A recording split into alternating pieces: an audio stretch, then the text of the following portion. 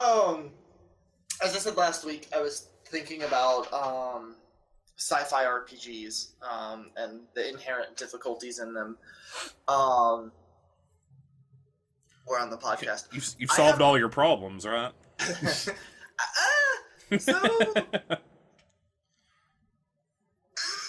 Actually, all right. So rewinding a little bit, I think I've mentioned before, I have a really huge collection of RPGs on PDF. To the point where I don't know that I will ever get to play a majority of the systems that I have bought and downloaded that are on my computer. I hope to one day, maybe monthly modules will be able to let me start whittling through them. I don't know. But two systems that I really did enjoy the concept of, and I think I mentioned them that last week, was the Fate Traveler inspired setting of Diaspora, and then Stars Without Number. I was looking through this week and I was kind of going through some stuff, and I found out that apparently back in November, it totally slipped my attention. Stars Without Number came out with a revised edition. I'm blanking on his name now, but he provides a free copy, or there's like a free edition of both the original and this revised edition. So I went ahead and downloaded it. Cool was the way that he developed the revised edition. While it does update things and it changes some of the skills lists, and I'll get into all that here in a minute, it's still backwards compatible with books of the original Stars Without Number. Actually, I haven't seen a backwards compatible tabletop role-playing game. I'm sure they're out there in decent number, but I've never actually looked at one. Like, how backwards compatible? Because, like, some, like, D&D has had, like, come out with guides or whatever to, like, these turn into this, basically. Yeah. Almost plug and play. Like, it is very close. Now, some of the skills, like, got changed. So, for example, one of the skill sets originally were, for ranged combat, you had ballistics, you had energy, you had, there was a third one that I'm blanking on now. And now it's just combined all into the shoot skill. Good old Houston. as one of my buddies put down on his L5R character sheet for Q-Jitsu one time, he put Houston. But I mean, like, but it still fits. So first off, Stars Without Number is an OGL system. It is very much supposed to be playing off of the original, like, old D&D stuff. You know, that whole retro clone feel. It has your 6 main stats that everything has: strength, con, dex, intelligence, wisdom, Spelljammer, baby. Yeah. But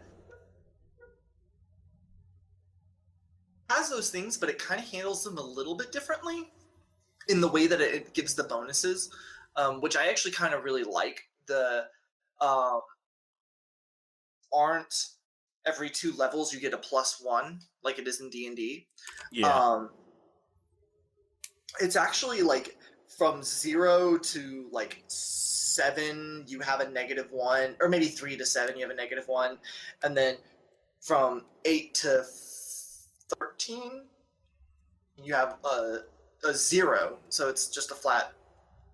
It's just a flat, whatever. And then you have to be level stat rank of 14 in order to get your +1, and you don't get a +2 until I think it's 18 points, whatever the stat is. Sounds closer to 2nd edition D&D. Yeah, it kind of is. And actually so before he did this, he did another system, and I'm totally blanking on the name or even the setting, but it was much closer towards 2nd edition with its Thaco and its descending armor class and stuff. But Stars Without Number, he went back to the whole increasing AC, because I think for the most part people prefer that. I don't know. That seems to be the gaming industry standard, at least. So I assume most people prefer ascending AC as opposed to descending. I know people that will fight to the death for Thaco, but I will let them fight to the death for Thaco. I still don't understand it. And it's just, I don't want to have to get in that mindset, because I feel like leveling up should be going up in number. Well, yeah, when all your other numbers are going up, and the armor is like the one thing that's different. It just confuses people. If everything goes down or everything goes up, cool. But when you do ups and downs, but I thought for going off the stats where I was going with that. The question was asked of me, and it's gone. Oh, he did Godbound. Was the one that's Which is Daco-ish. one my buddy is really into. It was like, again, similar to Scion or I guess Exalted. Yeah, he said it was a lot like go Exalted. Yeah, you're essentially fantasy based, and you can, go through apotheosis and become demigods and gods and blah blah blah blah blah. I might pick that up at some point, and maybe we'll give a review on it one of these days. But no, with Stars Without Number, it one of the things that I do love about it and hate at the same time, it's way it handles combat is combat, do that instead. What was that? If you can avoid combat, do that instead. That's how it handles combat a little. I mean, not exactly, but it rewards players for not diving headfirst into I open up the door, see enemies, and start shooting. Because it does have the lethality curve to it. Your HP is only whatever your hit die is. Level 1d. I think it's a d6. D6 or d8 is flat across the board. But you add your con mod, but easily at level 1 you could be a 1, 2, 3 HP character. And as you level up, one of the things I do like about it, when you level up, rather than rolling a new d6, you actually roll 2d6 or whatever. If it's d8, then 2d8. But ends up being higher. You take that, so it does give the chance for you to possibly get like higher results for your lower levels, so to say, and then you add your con mod for each level. But yeah, even though it's that way, you have like weapons that are rolling 1d12s. You have weapons that are rolling 1d10s. And the idea is your people who are standing in front of laser blasts, the laser is probably gonna win. It's more true to the point than like a sword. Yeah, you might get cut in the face, cut in the arm. So it's a little more. Yeah, it seems. I linked the TV Tropes article, just skimming through some of it. Anyone can die. Stars Without Number does not believe in softball. There are pages that recommend turning up with spare character sheets, and first level characters are likely to die in a couple of bullets. That's the original. That isn't the revised edition. Does kind of talk about that, but it doesn't It says that that's something from the old one, and then it does offer. And again, this is one of the changes. It does offer a dial essentially to kind of tune it to the lethality or group one, similar to how L5R does when they talk about your Earth level wounds. Yeah. I like the you're talking about kind of like plug and play. One note is that retro-inspired sandbox playstyles written set dungeon modules from other games can be grafted into a session in less than 20 minutes work, say by replacing orcs with hot hog mercenaries and setting out a space station instead of a dungeon complex. It's because again it is OGL, so anything that is that open gaming license can easily be slotted in or slotted out. Again, there will be some things, but even with orcs, maybe you don't even change the orcs because you've crash landed on this very primitive planet that just happens to seem like a fantasy planet. Star Ocean now. Exactly. No, I mean like legit, and it's if you. No, oh my god. What? I gotta read this in a second. Finish your thought. This trope. Where I'm gonna go in a minute, because it's gonna be a continuation, but one of the things we talked about last week was how sometimes can be very hard. It can also be very soft and be more fantasy based. And Stars Without Number kind of gives you the option of doing both. and as a slider based off of how you want to do it, because it does also, one of the base classes is a psychic, which is just their version of wizard. Yeah. And if you take their stock setting, the psychics are kind of core to the stock setting. But I'll dive further into that. I'm curious as to what you found that was so giggle-tastic. Hyperspace is a scary place. Scary place. Using spot drops is risky, so an expert with a good navigation skill is a must because, quote, you do not want to fail a navigation roll when using a spot drop. This links to the page Total Party Kill. Unless you want to end up right next to a star or stranded in space with broken life support systems. Yes. So, one of the things I do love about Stars Without Number is the setting that it offers. It's not like L5R or Warhammer 40k. We have to know all of this lore to be viable. You can totally, cut out whatever you want, trash whatever you want. But one of their core way of explaining away faster than light travel isn't to say that, oh, you suddenly have this thing that allows you to go faster than light, despite us not knowing how physics can go faster than light, blah, blah, blah. It actually, hand wavy, but it essentially puts you into a dimension that's like above the, above our dimensions. And again, that's where psychics kind of draw their power from.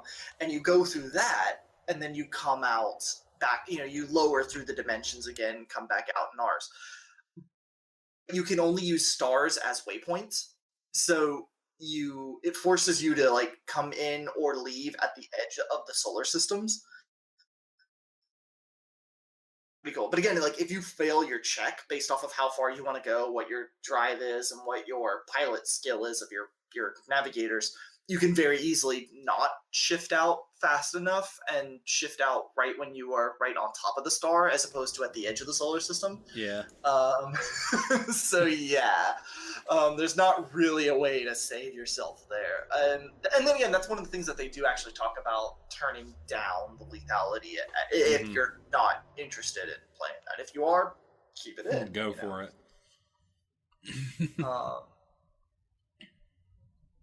Also, it does the whole lost tech thing. So about it is how it does have that sliding scale, because despite all that, it does have, it treats different worlds with different tech levels. And so if all of the worlds you're on are tech level, like, I think it considers Earth currently, if you're like playing a game where your tech level is only 1, 2, or 3, I think like it treats Earth as tech level either 2 or 3. I can't remember which one. Current day Earth, our current, living existence. So probably you could easily 3 makes sense. Maybe I don't know how big the scale goes though.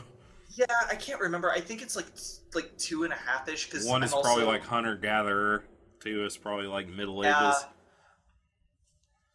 Diaspora also does this, but Diaspora has up, I think, to 7 technological levels, whereas this only has 5. Yeah. So the two of them are very similar, or they're similar enough where I sometimes cross them if I'm not actively looking at the book.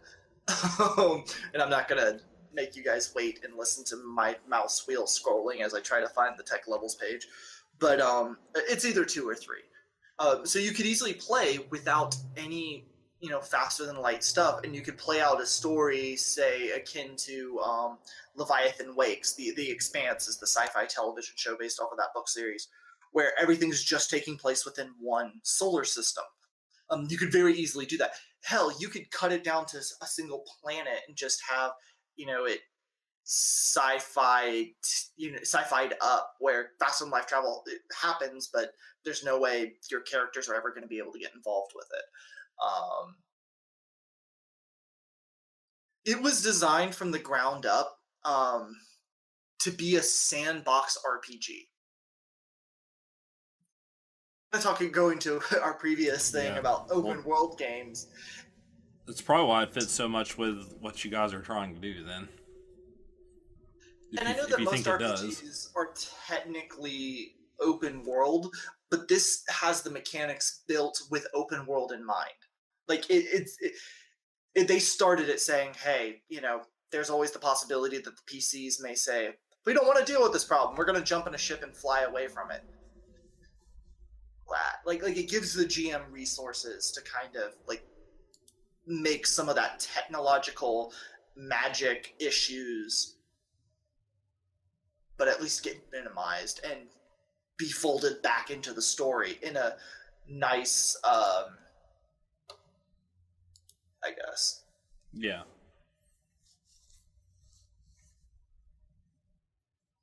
Well. So, while being tech driven, it's not. One of the other big things I love about it is that it's not gear driven in the same way that D&D, Pathfinder, I guess even Starfinder might be. The 3.5 of D&D. Yeah. Oh yeah. 3.5. And it's, I mean, it is to a degree, and it is to a degree like class based, but it isn't.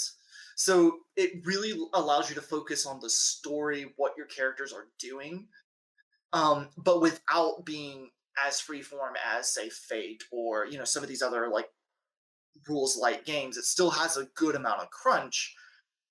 The system, so it, how do I word it?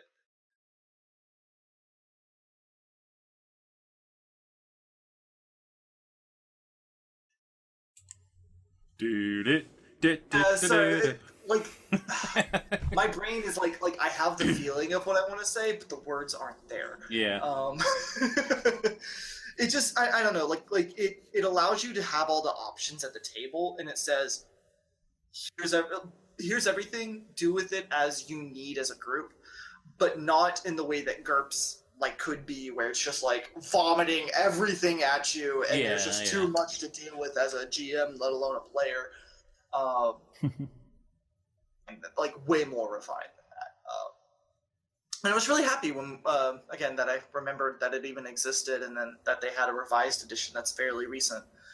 As I said, I downloaded the free version. The paid version, I think, is $20 on drivethrurpg.com. $20 sounds right.